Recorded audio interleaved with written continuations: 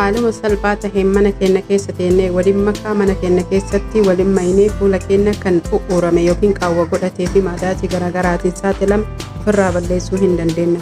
Guutuu dibata mana keenya.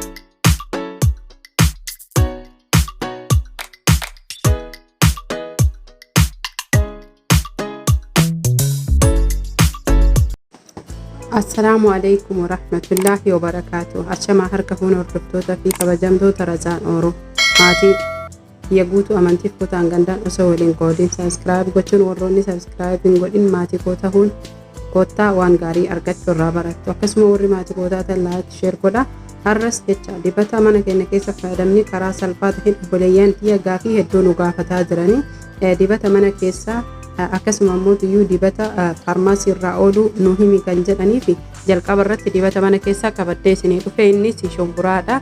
Shumburaan akkuma beekamu gahee guddaa kan qabuu fi pirootiinii ol'aanaa taheen kan badhaadheef akkasuma immoo viitaaminootaa fi gahee qaama keenya addeessuu fi akkasuma immoo qaama keenya akka shunturre yookiin dullummarraa ittisuu kan nu gargaaru kan badhaadhe yookiin kan of keessaa qabudha.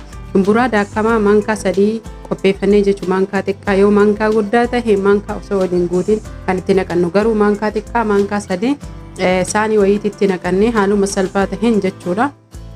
Booda sanii aanan qofa nu barbaachisa jechuudha. Namoonni isinii danda'amee daa'imas argattan daa'imas fayyadamuu hin dandeettanii akkasuma immoo aanan qofaan fayyadamuu illee ni dandeettan. Aanan mankaa tokko itti qiccanii yookiin aanan xiqqoo wayii itti qiccanii shumburaa mankaa xiqqaa sukkaaraa 3 fi aanan xiqqoo hanga isinii laafutti jechuudha. Hanga tilmaamallee yoo fayyadamtan akkasuma mankaa yoo fayyadamtan aanan mankaa guddaa tokko yookiin ammoo mankaa xiqqaa kana lama fayyadamuu dandeettanii haala kanaan kurtan jechuudha shumburicha keessan. Obboleeyyan kiyya shumburaan maadaatis balleessuuf tahee akkasuma immoo fuula keessan sababa finniisaa yookiin ammoo shifiniinaa garagaraatiif fuulli keessan kan isin u'uuramee fi yeroo hedduu jechuu namoonni hedduu ijoolleen hedduu finniisni yoo itti bahe fuula isaanii kan malaasanii fi akkasuma kan dhoosanidha. Garuu ammoo inni kun sababa garagaraatiin kan saaxiluu fi akkasuma ammoo u'uurata garagaraa kan itti godhuu fi sammales jechuudha maadaati kan nu saaxiludha. Sababni isaa shifiniinaa yookiin ammoo finniisa nu yaa'u yeroo isaa eenee qorsa isaaf malu yoo ittiin godhini farmaasii irraas ta'uu mana keessattis fayyadamnee ofirraan balleessinee akkasumatti taa'ee jechuudha. Yoo kan haphate tahe itti dabalachuu dandeettan. Booda sanii shifiniinaan sun hin goggogaa erga goggogee jechuudha gogaa fuula keenyaa irratti kanii gurraachatee hafuudha. Achuma keessan finniisni gaafa birallee yoo bahe sanuma keessan ol baasuunis gaafa gogee jedhe hin gurraachatu. Booda sanii gogaan keenya gubatee sababa shifiniinaa qofa jechuu yookiin finniisaa qofa maadaatii nu saaxiluu ni danda'a. Kana malas jechuun namoonni hedduu ijoolleen hedduu finniisni kun yookiin shifiniinaan kun yoo nama bahu waan akka xurii fi akkasuma adii gosoota hedduun jira jechuudha finniisni kun.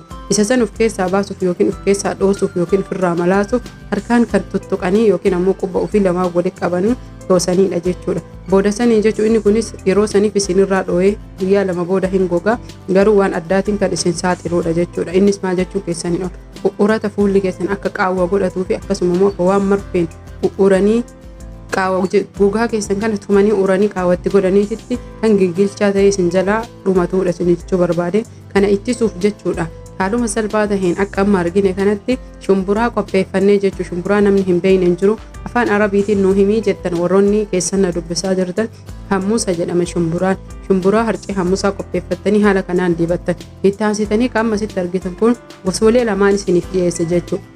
Warroonni harcee hin argannu akkam goonaa razaan jettan nyaataafis tahee akkasuma dibataaf shumburaan haala kanaan biyya arabaa kam keessattuyyuu mana arabaa keessattuyyuu hin dhufa hummus jedhaniini jechuudha. Karaa salphaa taheen jechuu warroonni mana arabaa jirtan akkasuma warroonni biyya arabaa jirtanis tahee biyyoota gugurdoo keessatti argamtan irra ka isinii salphatu kanas tahee ka harcee filatamaadha lachuuyyuu jechuudha. Kanaafi kana jechuu haaluma kana salphaa taheen mana keenya keessatti isa kana qopheeffannee daa'inee kanallee dibachuu hin dandeenya fuula keenya karaa salphaa taheen jechuudha. Garuu ammoo warroonni biyya jiraatan irra caalaa jechuudha namni kumuyyuu biyya ambaa keessatti hin hafu biyya keenya warri jirtan harcee isaa aanan wajjin dibattanii haala salphaa taheen akkasuma dhuudanii aanan waliin nyaattanii isinirraa kan baduta. Irra caalaa amma warri maadaatiin saaxilame yookiin maadaatii qabu harcee boqqolloo ni dhiyeeffannaa loomii walakkaa ni dhiyeeffanna. Warroonni loomii dhiyeeffattan asitti kan isiniin jechuu barbaadu warra fuulli keessan alaarjiikii hin qabne yookiin ammoo tuyyuu hoksisaa hin qabne jechuudha. namoota tokko fuulli isaanii harkaan yoo tuqanii jedhan wanni wayii yoo dibanni wayii tuqe kan ho'isisuu fi garmalee kan shifiniina'ee dafee diimatudha. Isaan sanii fi harcima boqqollootii fi shumburaa qofa walitti dibattan malee loomii ittiin dabalinaa isiniin jedha. Shumburaa haala argitan kanaan na bira amma sa'a ammaa kana hin jira jechuudha. Shumburaa kana fuunee maashina daakutti naqna bishaan isaa wajjin kunoo haalumaan margitaniin daakkamee inni ufiin jechuudha. Osoo aananis hin barbaadin osoo waan tokkollee hin barbaadin kireema tahee jira jechuudha.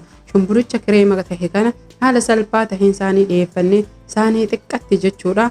Baafanna maankaa tokko hanga isin barbaachise qaamas dibachuu dandeettan, morma keessanis dibachuu dandeettan, harka keessanis dibachuu dandeettan. Booda sanii harcee boqqolloo kenna kun harcee boqqollooti. Namoonni harcee boqqolloo hin beekne hin jiru jedhee yaada. Harcee boqqolloo biyya Arabaatitti addoora jedhaniini yookiin nasha jedhaniini dhiyeeta. Haala kanaan bitachuu dandeettan. Akkuma isinii hime warroonni fuulli keessan natsaa tahee shifiniina yookiin ammoo tuyyuu ho'isisaan qabdi shifiniina yoo jedhu finniisa odoo hin tahin warra fuulli diimatee ho'isisee yooma xiqqoo wanni garagaraa dibatan ho'isisu sun fuulli sun alaarjii kahaadha. Fuula alaarjii kahaa loomii ittiin kaleessina. Haaluma salphaa taheen warri fuula alaarjii kahaa qabdan boqqolloo qofaa fi harcee boqqolloo fi shumburaa waliin makuu dibachuu ni dandeettan. Warri fuulli keessan alaarjii kahaa hin qabne loomii itti dabaltanii isa kanneen sadiin jechuudha. Mana keenya keessatti keettanii dibattanii haala salphaa ta'een kaffaltii tokko osoo hin baasiin maallaqa guddaa osoo hin baasiin dibataa jechuudha. Dibata kana hanga ofirra tursiisa jechuun keessan waan hin oolu. Yeroo hedduu gaafii kana keessan hedduu na gaafataa jirtan. Fuula keessanitti haalumaan margitan kanaan dibattanii dibata kana daqiiqaa 30 hanga daqiiqaa 40 ofirra tursiisuu hin dandeettan. Maaliif jennaani rakkoo takka illee hin qabu nyaata waan ta'eef. Inni kun kan fuula diriirsu malee kan fuula shuntursu yookiin ammoo tuyyuu kan fuula miidhuu miti. Ni fayyada malee pirootiiniidha. Pirootiinii keessaa hanga fuulli keenya xuuxee fudhatutti jechuudha. Jalqaba irratti kan hin godhuu qabdan fuula keessan saamunaa isiniin madaaluun dhiqattanii booda sanii ammoo tuyyuu erga fuulli keessan goge haala kanaan shumburaa keessan itti dibdanii shumburaa daqiiqaa 30 hanga daqiiqaa 40 ofirra tursiiftanii ofirraa dhiitan. Yeroo dhiqattan san bishaan xiqqoo jiddu galeessa taheen dhiqattanii booda xumura irratti bishaan qorraa tahee hedduullee qorraa osoo hin tahin akka fuula keessan bishaan oo'an baleessuun deebi'ee fuulli keessan osoo baakteeriyaa fi fangasiin garaagaraa ittiin qabatin akka isinii cufamu bishaan qabbanaa taheen dhiqattan jechuudha. Haala kanaan karaa salphaa taheen fuula keessan sahee qaama keessan bareechifachuu, addeeffachuu fi miidhagfachuu ni dandeettan jechuudha. Shumburaan fuula keenyaafis tahee qaama keenya addeessuuf gahee hedduu kan qabuu fi akkasuma osoo danda'amee loomii fi nashaa itti daballee yookiin ammoo tuyyuu harcee boqqolloo itti daballee kunneen sadiin qofti fuula keenya addeessuus tahee ciqilee fi akkasuma namoota bobaa jalaan na gurraachate jedhu sammales jechuudha. Warri jilbi na gurraachate jedhu hedduu kan qaama keenya addeessuu fi dhugaa rabbii maadaatii yoo obsaan fayyadamnee jenne kan nurraa balleessu. Obsii barbaachisaadha. Namoonni keenya yeroo hedduu obsa hin qaban jechuudha. Hangam tura kan jettaniif inni kun guyyaa 3 illee torbaan illee fayyadamuu hin dandeettan isiniin jedha. Obsaan hanga na wajjin hanga ammaatti na wajjin turuu keessaniif galatooma. Hordoftoota fi kabajamtoota kee warri maatii koonteen subscribe like share gochuun maatii kootti dabalamaa. Warri maatii kootaatan galatooma like godhaa irraa ba'a. Warroonni osoo viidiyoo laaltan like hin godhin garaagarummaa hedduu qaba jechuudha. Dhugaa rabbii hedduu kan nama addeessuu fi yeroo gabaabaa keessatti jechuudha. Dhugaa rabbii 15 keessatti jijjiirama torbaan illee guyyaa illee hin argitanii garuu irra caalaa 100% jijjiirama adeemsa keessa argitanii horaa bulaa fayyaan faaya itti fayyadamaa hundi keessanuu isiniin